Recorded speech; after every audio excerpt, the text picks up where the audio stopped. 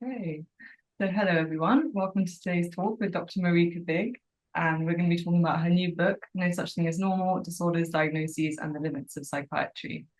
So hi Marieke, thank you so much, and maybe you can tell us a little bit about your background first and how you came to write your book. Hi, yeah, thanks for having me.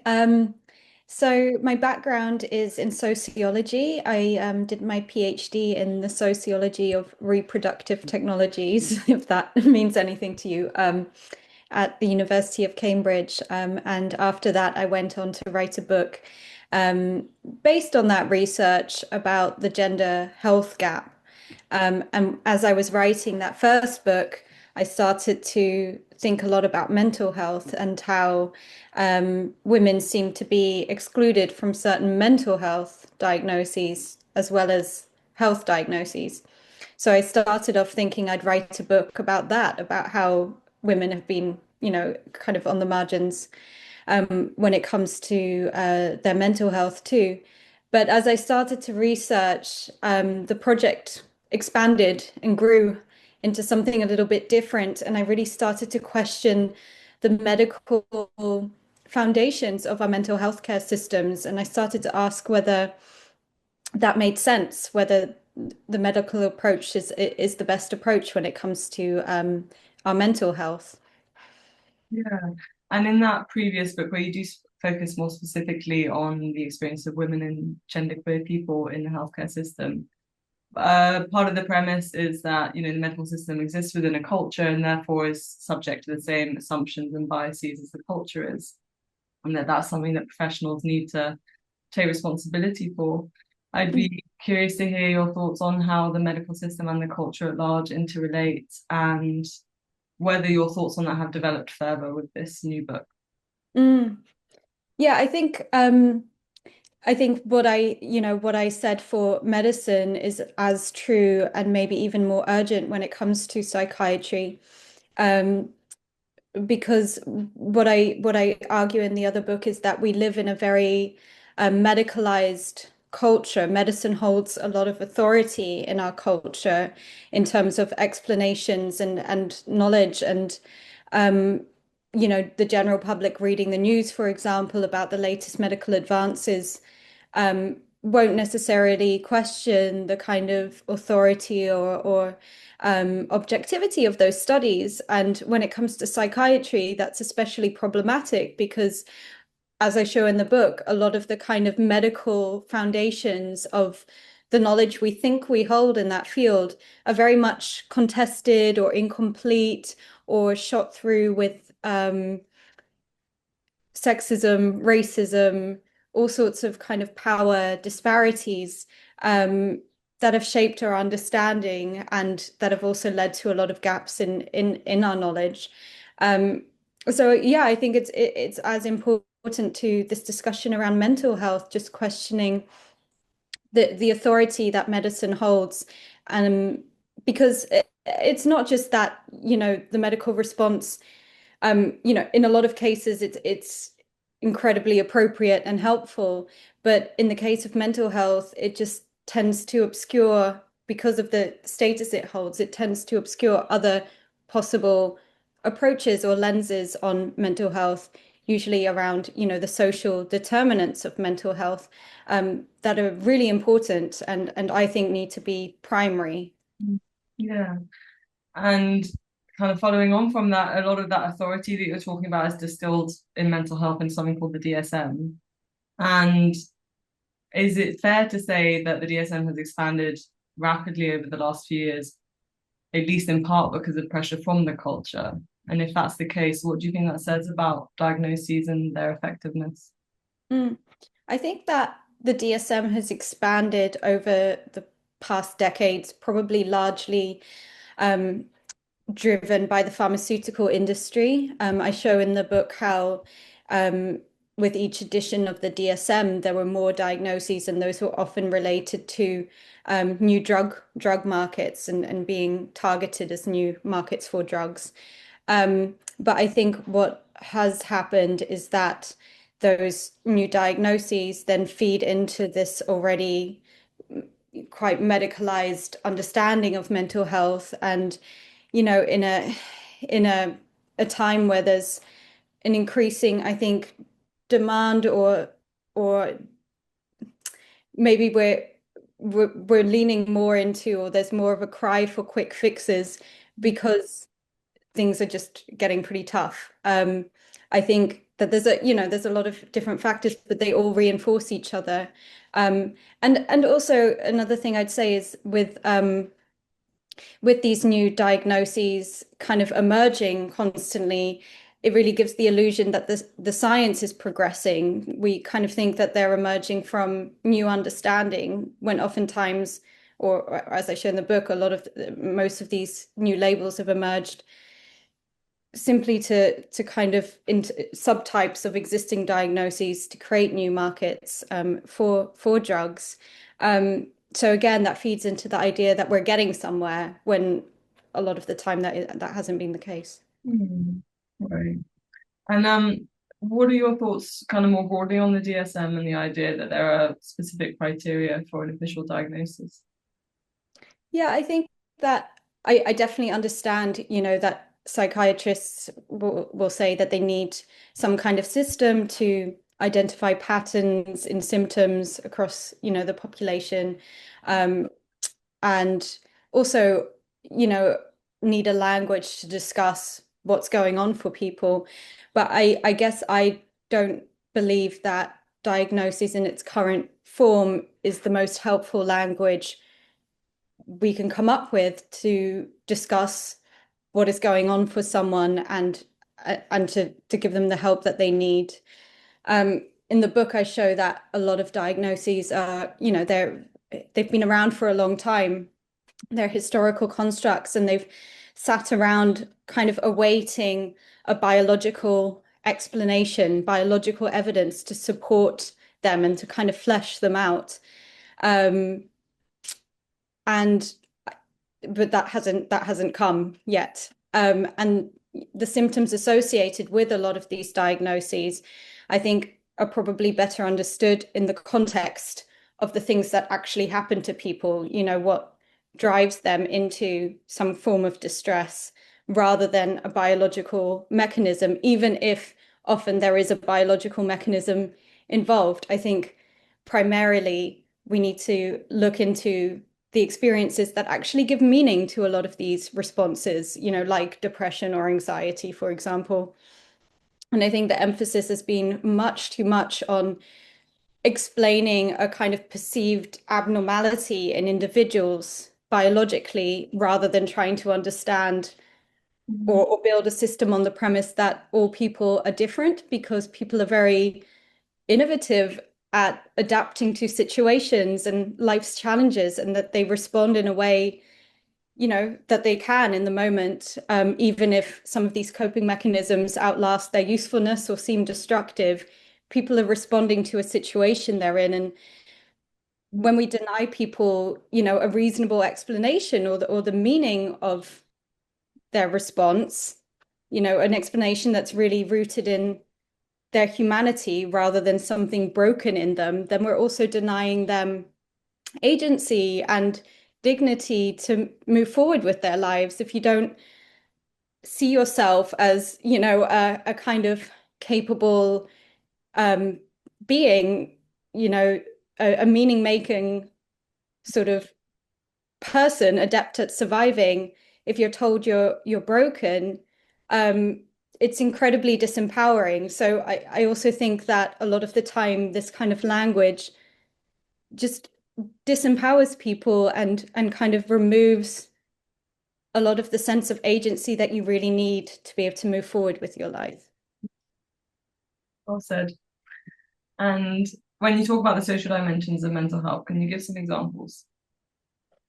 Yeah, so I mean, I'm basically talking about, everything that happens to you in your life that might make you um, feel a certain way, that might make you respond. I guess today I'm in kind of a social context. I'm thinking primarily of, things like housing, finances, safety, maybe, certain groups of people are more likely to experience discrimination or violence, interpersonal violence, I talk about a lot in the book in relation to women. Any kind of like precarious situation, pressure, stress at work, these kinds of factors that really influence how you might feel. Mhm. Yeah, thank you. And how did the development of psychoanalytic theory play into the formation of the biomedical model?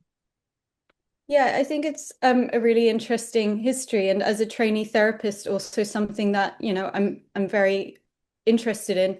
Um, I talk a bit about the earliest kind of days of psychiatry when, Freud was developing his theories in response to hysteria.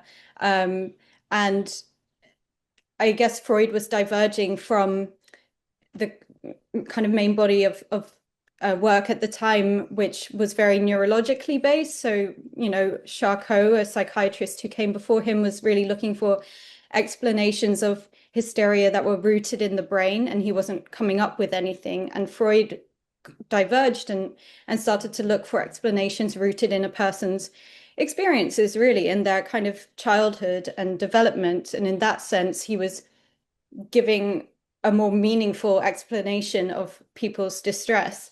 I will say that he eventually, in the beginning, he was very attuned to, I think, the kind of sexual abuse that often drove women into distress in the circles he was working with.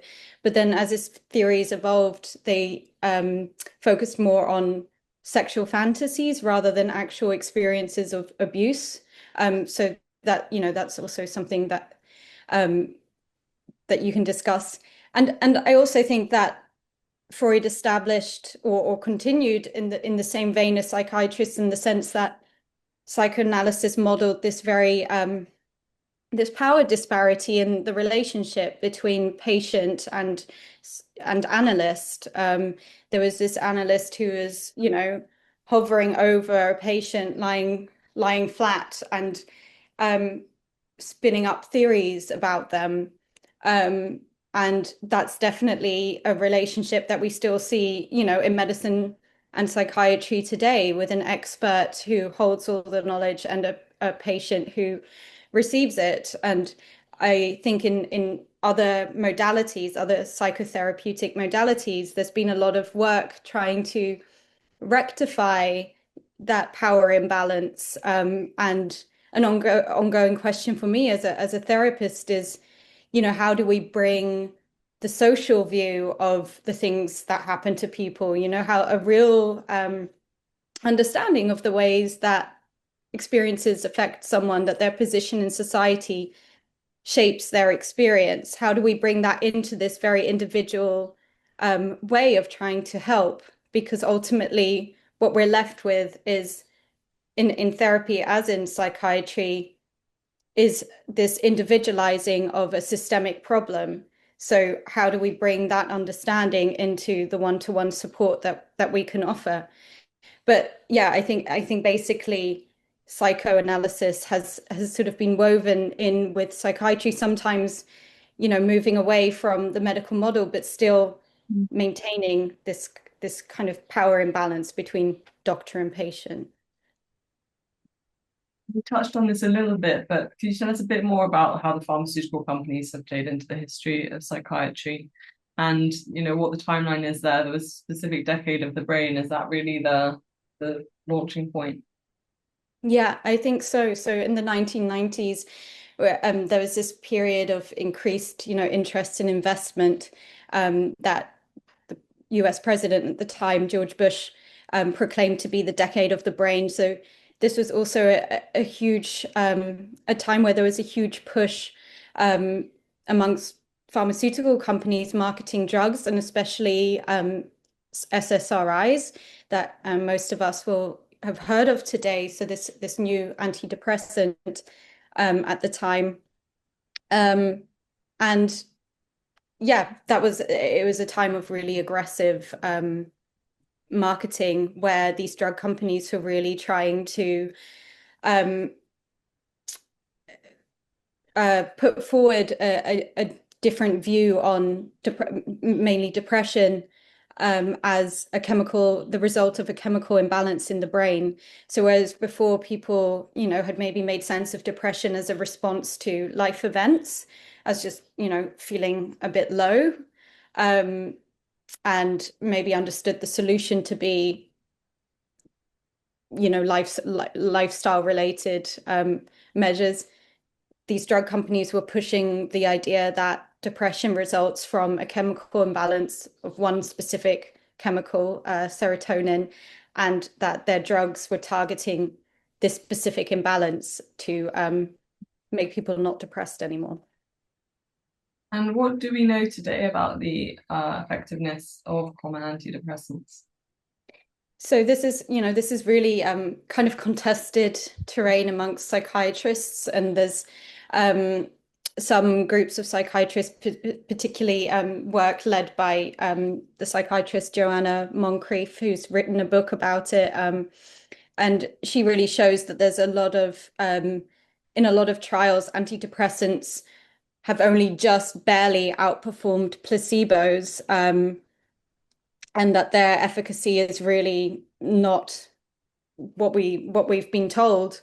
In the history of antidepressants, um, pharmaceutical companies have definitely suppressed negative results. So we've received a really warped picture of how effective they are. And this idea that I mentioned, that depression results from a chemical imbalance in the brain, isn't a known fact, but as I said, a kind of theory pushed by drug companies. Um, what we know is that the drugs do something to our brain chemistry that might involve serotonin, amongst other things, but it isn't entirely clear what they do. Um, they have an effect, and sometimes they help people. I'm not trying to deny that antidepressants help a lot of people, um, but they also have side effects that are hugely understated, and that have a real impact on people's lives, that are really coming to light. So one kind of long-standing campaign by patient groups has been around withdrawal effects when you try to come off the drugs, um, a kind of sexual numbing, so a lowering of, sex drive that starts while on depressants but doesn't go away when you come off them. And that was recognized by the Royal Society of Psychiatrists in I think 2019, and there's now more guidance around it. But all of this to say that, it's when it comes to antidepressants, I think the story we're often told is that, it's a quick fix. We take a pill and it makes us feel better. The reality is the picture is much more complicated than that. There's a lot of potential side effects. Coming off the drugs might be really difficult. And also there are other options that we're not often told about. Yeah. As you say, lots of people are helped by them. So, I mean, how do you imagine that we could better handle prescribing? Yeah, so I think it's really about being very honest about the pros and cons of taking the drugs. I think they can be a really helpful and often necessary container when someone is feeling really, really bad and don't see any other options. It can really be a lifeline. But I think doctors need to be very clear about what the side effects might be. They need to prepare people for what the, withdrawal effects are and what lasting, consequences of taking them might be. And they also ideally need to, this is maybe more about systemic kind of reform, but if doctors are working in an infrastructure, kind of a mental health care system where people can access easily and effectively other forms of support, then they need to make people aware that those alternatives exist and help them design, a kind of support plan that really works for them. Mhm. Yeah, thank you. And do you have any thoughts on, there are some areas of diagnosis that are kind of accelerated at the moment, particularly around autism and ADHD. Do you have any thoughts on that? And I'd specifically love to hear a bit about, I mean, as I understand it, the history of neurodiversity kind of fit more within the social model that you talk about initially. And Yeah. actually, it's now become bit more ensconced in the medical model, and I'm curious about what the consequences of that are. Yeah. No, I agree with you that, conditions like autism, I mean, we call it a condition. Yeah.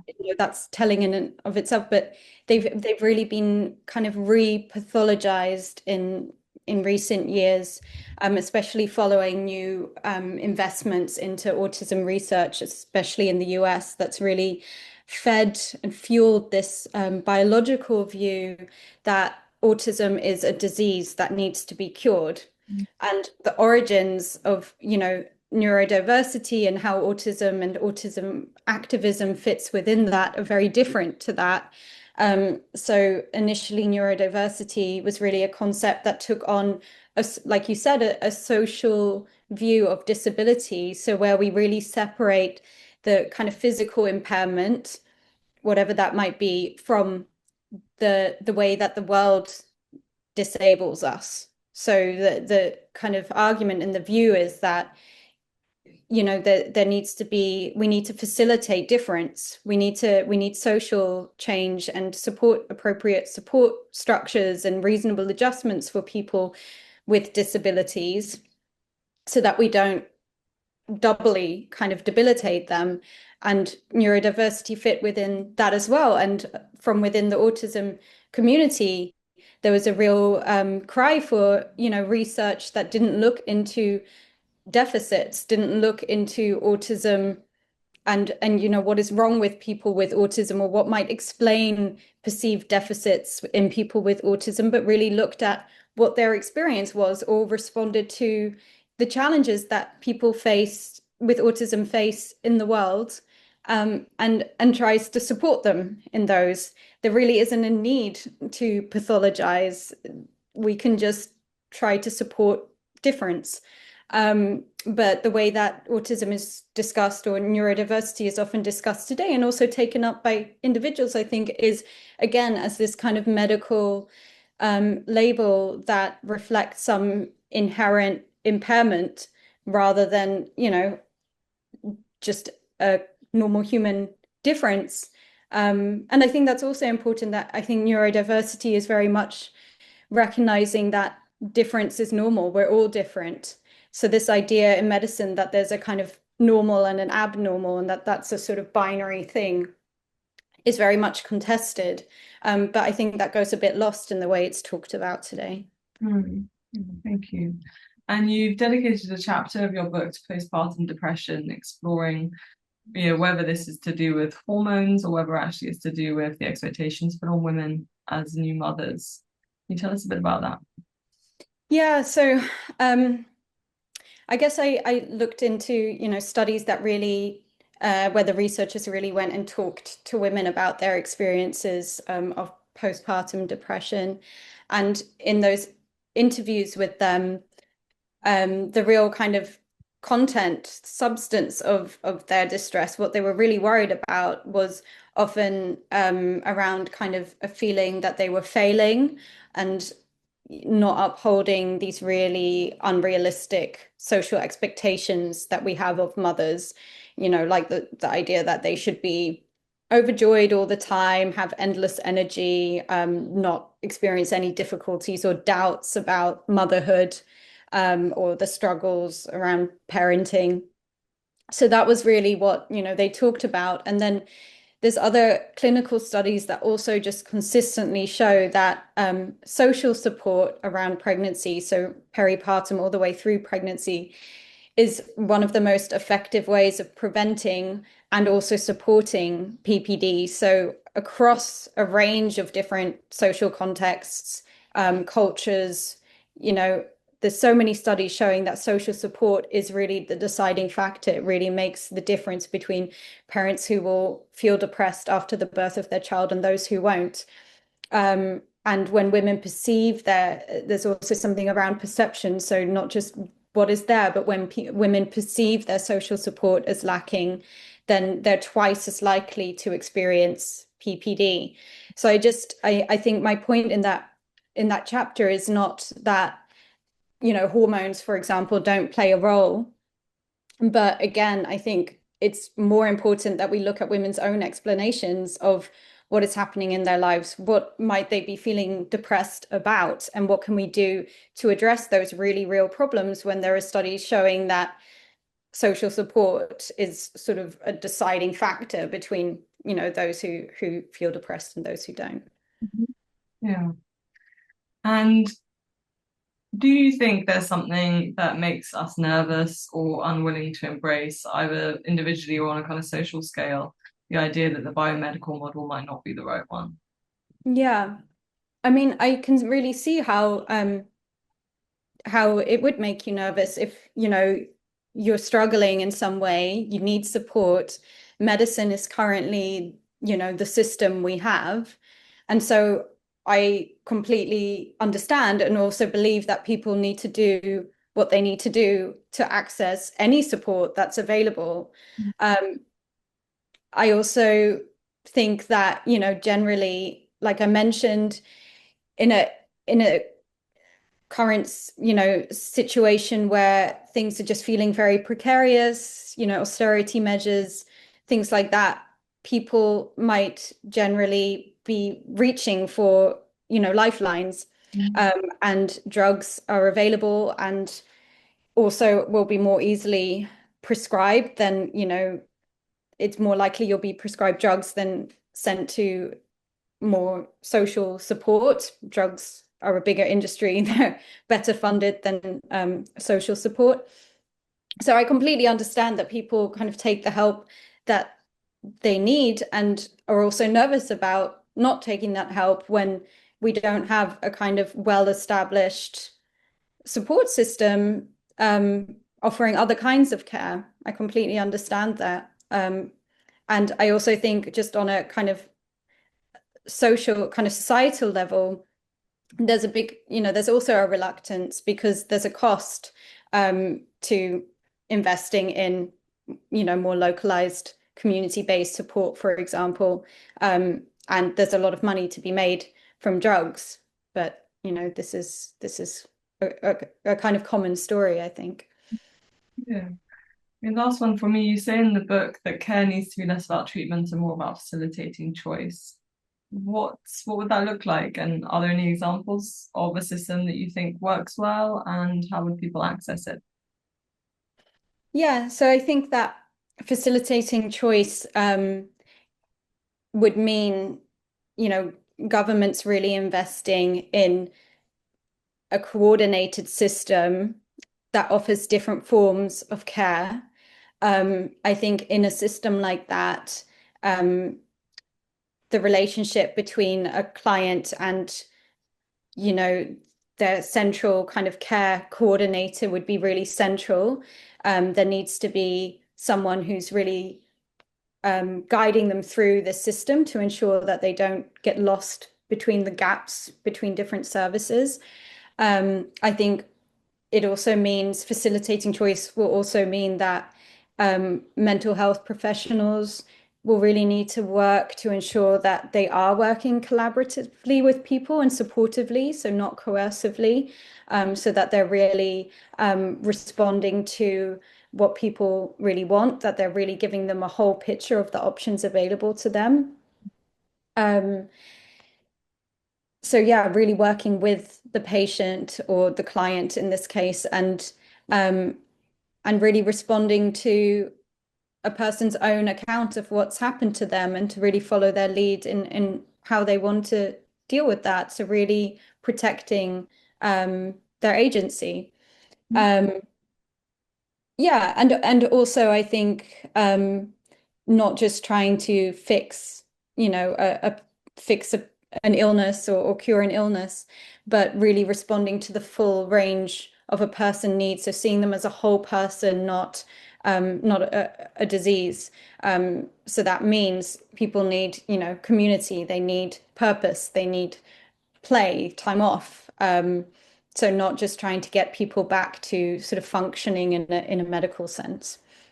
And, in the book, I also give examples. This isn't just a sort of utopian idea. There's real world examples of systems like this that work. So there's quite a well-known example in the Italian town of Trieste, so that this is a city where people with mental health issues are integrated into the city's activities. Everyone in the city recognizes the right to be different, and people are really supported in just building a full and meaningful life. And the illness is, as they say, put in brackets.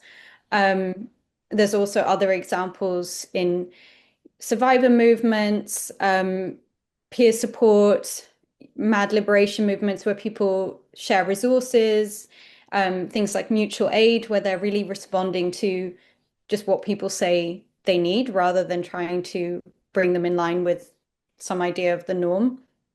And I also look at a case study in the Netherlands, where they're trialing a similar system to Trieste, just what they call a kind of ecosystem of care, where they offer lots of different options to people, and they have someone coordinating that care, and they really respond to how an individual makes sense of what's happened to them, and then pieces together a kind of support program for them that might include medication, but might also include yoga or sports or a community support group. Um, so yeah, just again, really facilitating someone's own agency and choice. Thank you so much, Marieke. It's been a pleasure. Do you have your book on you? Can you Yes, I have it over here. yeah, Yeah. show it up? Brilliant. All right, so that's a bit higher. There you go. No such thing as normal disorders, diagnoses, and the limits of psychiatry. Thank you so much. Yeah, thank you.